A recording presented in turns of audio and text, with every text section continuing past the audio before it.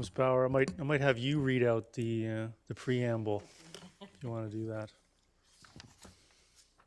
Do you want me to convene the meeting first? No, generally No? do it before Okay, that. go ahead. It's not quite 7, so it works out quite well. Yeah.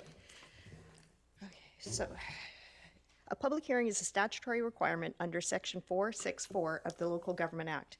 It must be held before third reading of a community plan, rural land use bylaw, zoning bylaw, land use contract amendment bylaw, heritage designation bylaw, or heritage revitalization agreement bylaw, which would change the use or density or use of property. During a public hearing, council acts in a quasi-judicial role for the purpose of allowing persons who believe their interest in the property is affected by a bylaw, permit, or other matter to make representations to council either orally or by written submission, or add comments or elaborate upon correspondence that may have already been presented to council concerning the bylaws. It is important to note that council is not in a position to receive any additional information on the bylaws following the public hearing as dictated by case law. The hearing procedure involves an explanation from the Community Development Division on the purpose of the proposed bylaw and to hear from individuals regarding the bylaws. In order to ensure that all interested parties have a reasonable opportunity to be heard, speakers are requested to keep their representations as brief and succinct as possible and no longer than 5 minutes, excluding time required for questions from council.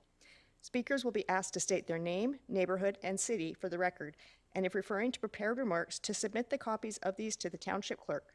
Decorum must be maintained at all times. This includes refraining from applause, boos, or heckling. To assist large numbers of speakers, individuals must advise the Township Clerk and sign the speakers list prior to the commencement of the public hearing. The names on the speakers list will be read out during the hearing. Individuals who have already addressed council and wish to add further submissions will wait until the people who have not yet addressed council have had an opportunity to speak. All submissions and speakers list are considered part of the public record. Council members should not express their views nor debate the bylaws, but may question speakers to clarify particular points in the submissions. Council may consider third reading or third and final adoption at this meeting or at its next regular meeting to be held on Monday, December 5th, 2022, in the Fraser River Presentation Theatre. Okay, thank you. So with that, I'll bring the regular meeting of Township Council for the purpose of public hearing and development permits to order. Get a motion, please, to adopt and receipt of the agenda items. So moved by Councillor Pratt. Is there a seconder? Seconded by Councillor Ferguson. Any discussion on that? Not seeing any. Call the question on A1. That carries unanimously. Moving on to C1, Mr. Richardson. Thank you, Worship. The subject Latimer Neighborhood Plan Amendment and rezoning applications pertain to a proposed residential development consisting of 390 apartments and 35 single-family, semi-detached and row house lots at 7536 200 Street and 7591 and 7541 202 A Street. The 14.88 acre site is designated multifamily and residential in the Willoughby Community Plan,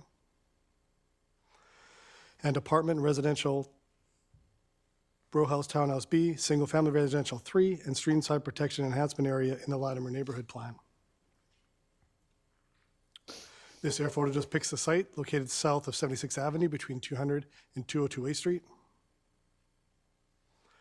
Proposed Latimer Neighborhood Plan Amendment Bylaw 5814 expands the extent of the apartment designation lands east, increases the permitted height of lands designated apartment from 4 to 6 stories for 2 buildings and from 4 to 5 stories for a 3rd building. Increases the overall permitted density from 232 to 425 units and realigns streamside protection enhancement areas. Proposed rezoning bylaw 5815 amends the existing suburban residential 2 zoning to residential compact lot zones RCLA, B, SD, and RH for the proposed 35 single-family lots and comprehensive development zone 173 to accommodate the proposed 390 apartments. This slide indicates the proposed site plan with vehicular access via proposed 200A and 201 streets. Staff recommends support of Latimer Neighborhood Plan Amendment Bylaw 5814 and 5815, subject to 20 conditions listed on page 2 of Council's agenda. Your Worship, a total of 75 notices were mailed out, 4 written submissions have been received, and there's 1 individual note on the speakers list, Jason Mann. Jason Mann, want to come forward, please? Come on forward. Come ahead.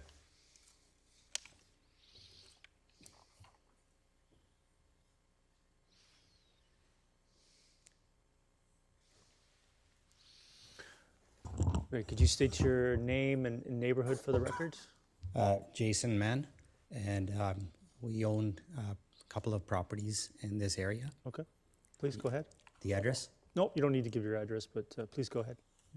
So we've had family and friends, immediate family, living in the area for about 30 years. We've owned property for about 26 years in this neighborhood. I'm a professor at UBC part-time in agriculture. I'm pro to save more farmland and try to densify further lands where we're building housing. And with affordability the way it's headed, young people can't afford to buy a place and it's hard to qualify for mortgages. So the idea of densification, I fully support it. And I think it's the right way to go more vertically and not sprawl. Specifically in this case, I support the changes being proposed on increasing the density and the rezoning. So I just wanted to, short. Okay, great. Thank you. Thank you.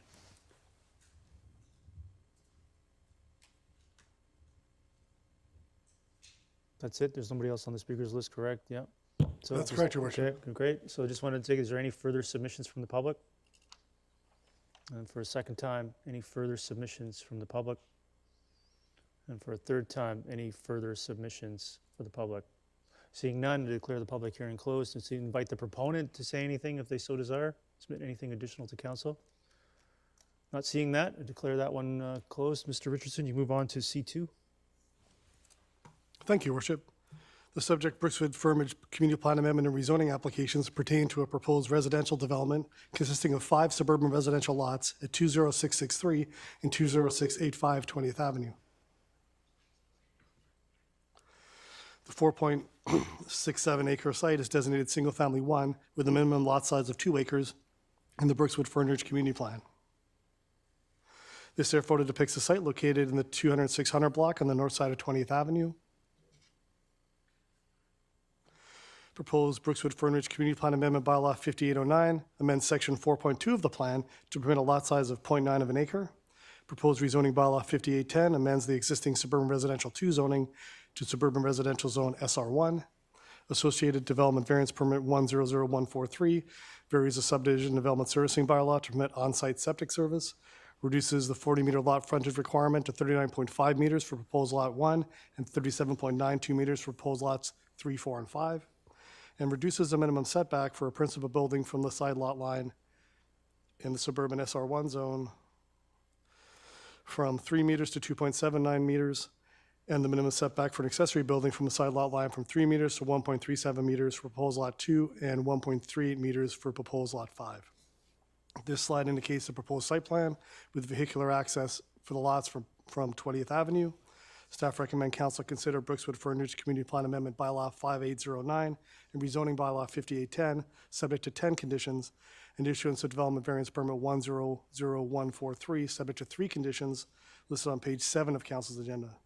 Your Worship, a total of 40 notices were mailed out, 1 written submission has been received, and there are no individuals noted on the speakers list. Great. So for the first time, are there any submissions from the public? Second time, any submissions from the public? And for a third time, any submissions from the public?